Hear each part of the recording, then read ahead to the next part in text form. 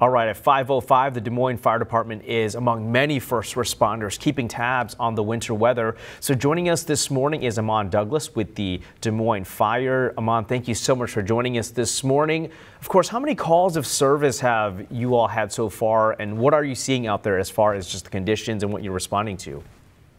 Hi, and good morning. Thanks for having us on the air today. As far as the types of calls that we're seeing, sure, we're getting our typical fire calls. Those are still coming in. But we're also seeing a lot more injuries. You know, we're having a lot of people that are being exposed to the cold. They're spending extended lengths of time outside, away from the shelters that are able to keep them warm, and just outside in general. So cold exposure is something, and with the ice layer that we've received, we're seeing a few more slips on the icy surfaces.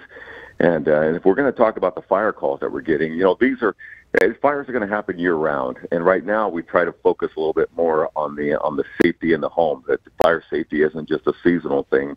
It's a year round thing. And we do take a lot of pride in getting to share that information. Yeah, Ahman, you mentioned fire safety, heating your home. For all the years I've covered severe weather, I think during the cold periods like this are times where we see a lot of these space heater fires. Why are space heaters effective methods for heating, but also what are things that people should look out for and be careful of? Oh, good stuff. Thanks for bringing that one up also. Just last week, we did have a situation where a space heater was mishandled, and it did cause significant damage to a single-family dwelling on the south side of town. When we are referring to space heaters, we're talking about the ones that are oil-filled as well as just the electric ones.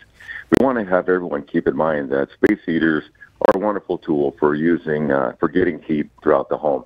But we don't want to leave them unattended. We definitely don't want to allow children to be left with them. And we want to make sure we keep enough space around them to where our pets are not bumping into them and knocking them over. Believe it or not, we have seen instances where people have actually tried to dry their clothing or even just warm their clothing up before putting it on by laying it on top of a space heater. That is an unsafe practice. There's no other way to look at that. And here's something, too. That appliance should not be left on overnight. If you have to have one in your bedroom, pay attention to your surroundings. And everyone should have a certain level of situational awareness. And we understand that people are using some desperate measures right now, especially here in central Iowa with the extreme cold that we're having, to try to stay warm. So we've seen people, whatever they have to do, they do it, leaving their oven doors open. Well, with that comes a certain level of risk also of having carbon monoxide poisoning.